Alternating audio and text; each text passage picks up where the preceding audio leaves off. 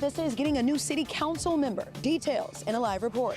The city of San Diego announces plans for a new mega homeless shelter in Middletown.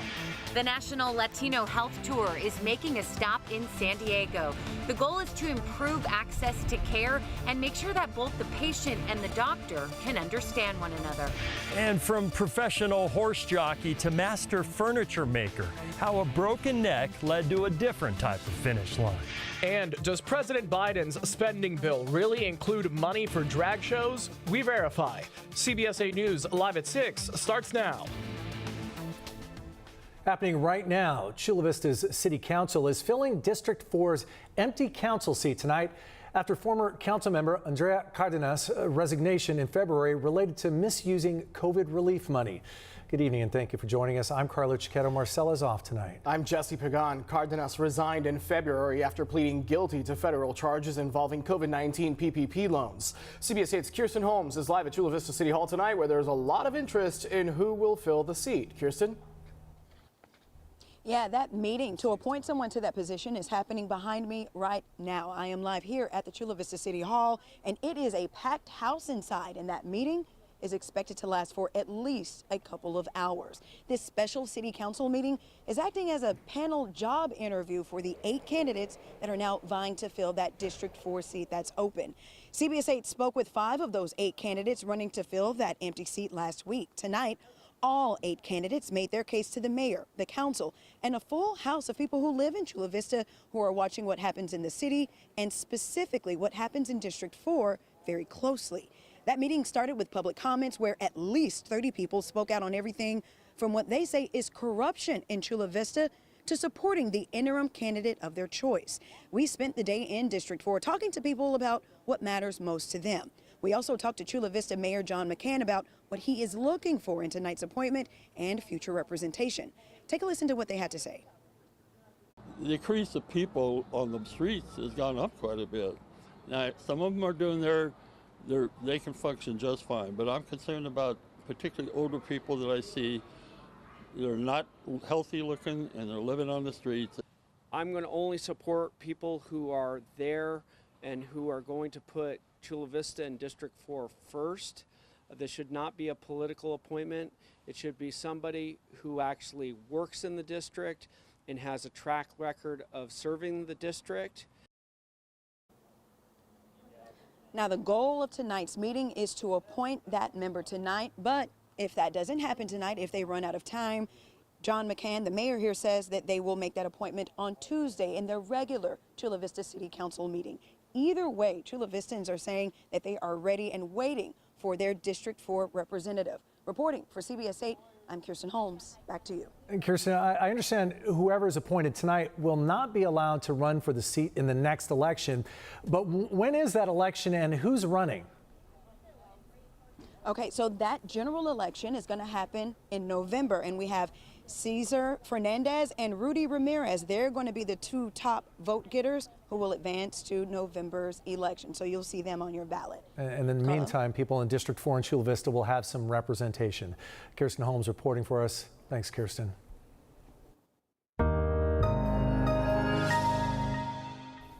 April showers are heading our way. More of them. Chief Meteorologist Carlene Chavis is here early with when that rain is expected to arrive. I guess we know that. Yeah, we could see that on the screen. Now. Yeah, it's here. It's early. You know, we weren't ready for it. I wasn't anyway. Well, light showers were expected during the daytime hours for today, but when we're talking about the bulk of the moisture, that's not until tomorrow. So yes, April showers for some, and well, more reminiscent of a winter storm for others, because that's exactly what you're going to be dealing with, especially when you talk about snow in our mountains. So we are starting to see some raindrops right there on the Mount Soledad camp, but you're not talking about anything too significant right now. It's just been really light stuff. Misty at times. I even encountered a little bit of mist coming into work around the 3 o'clock hours. So when we take a more expansive view of our satellite radar, you're seeing some showers that are moving in for portions of North County as well. So some misty conditions will turn into some heavier rainfall as we go through tomorrow. So that is our next storm system, our rainmaker, our mountain snowmaker. It's heading in our direction. We are seeing scattered showers as well as snow across the Sierra, and you're looking at scattered showers for northern and central California. So high pressure is out of here. When it comes to the rainfall accumulations, we're expecting about a quarter of an inch of rainfall. That's for Del Mar, the same for Carlsbad, upwards of about an inch of rain possible for Alpine and for most of the county dealing with that wet weather. Our chances are high for tomorrow, but you're seeing that they drop down as we go into the weekend and next week. So more details in your complete forecast coming up. Carla, Jesse. See you in a few. Thanks, Carlene. San Diego Mayor Todd Gloria announces plans for a huge shelter for people experiencing homelessness. Yeah, the site is in the Middletown area, right near the San Diego International Airport. The shelter would house up to 1,000 people.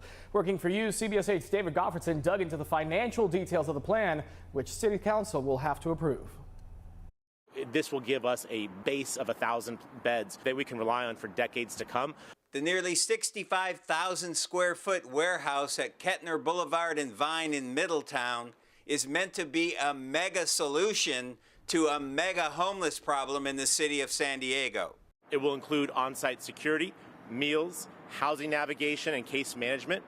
We will be adding showers and restrooms, a commercial kitchen, laundry facilities, dining and recreation areas in order to meet the needs of the residents who will stay here.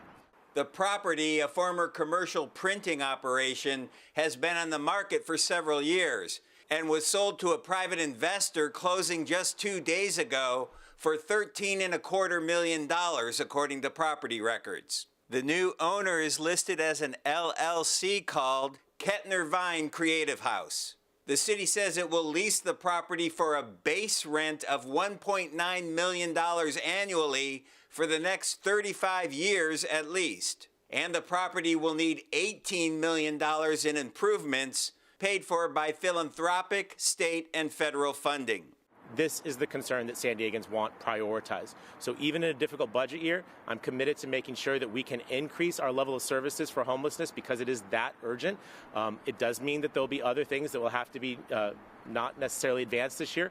With the addition of 1,000 new beds in Middletown, the city may abandon its plan for a homeless shelter at the H Barracks site off North Harbor Drive, and instead use that site for a safe parking lot program.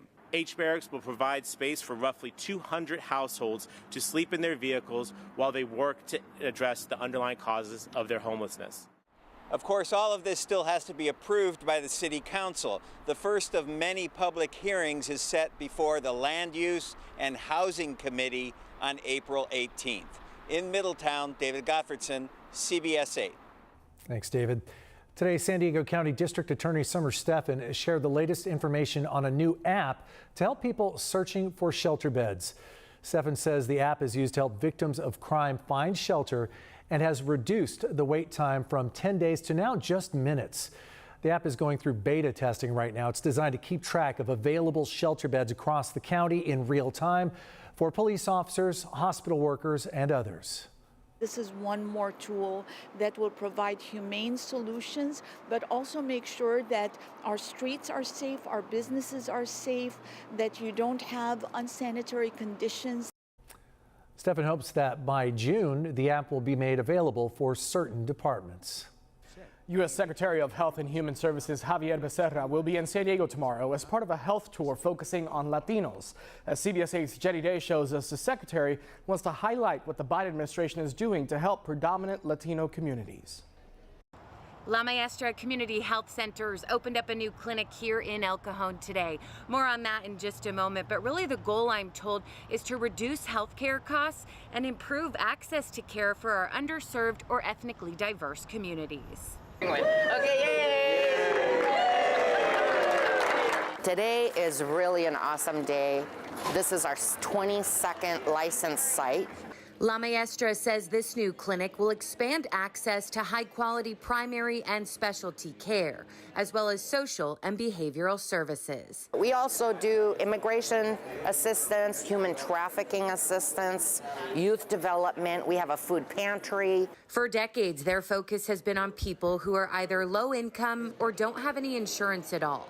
For example, they serve a large portion of our immigrant, refugee, and homeless population. Last year, clinic data showed 77% of patients identify as a racial or ethnic minority. So with communication sometimes being a hindrance to care, they pride themselves on providing services in 60 different languages. We can be the medical home for populations that are in need. And that's our mission, is to help people achieve well-being. This new and improved center will be life-changing for El Cajon. U.S. Representative Sarah Jacobs helped secure funding for this clinic. The U.S. could save $67 billion every year if everyone used a primary care provider as their principal source of care. A lot of this will be the same focus of the Latino Health Tour. Health and Human Services Secretary Javier Becerra kicked it off this week in Florida and will be at San Diego State tomorrow. Becerra says the Biden administration is committed to improving the lives of Latinos and all who are underserved. One idea is to expand access and equity in clinical trials, because right now cancer is the leading cause of death among Hispanic Americans. And tomorrow's meeting is not open to the public, but you can count on us to be there. Reporting in El Cajon, I'm Jenny Day for CBS 8. Thanks, Jenny. Still ahead tonight, the new technology that's giving runners a leg up. Plus, 2 people in Southern California are now $1 million Powerball winners. And up next, the most common scams you need to be aware of now that we're in tax season.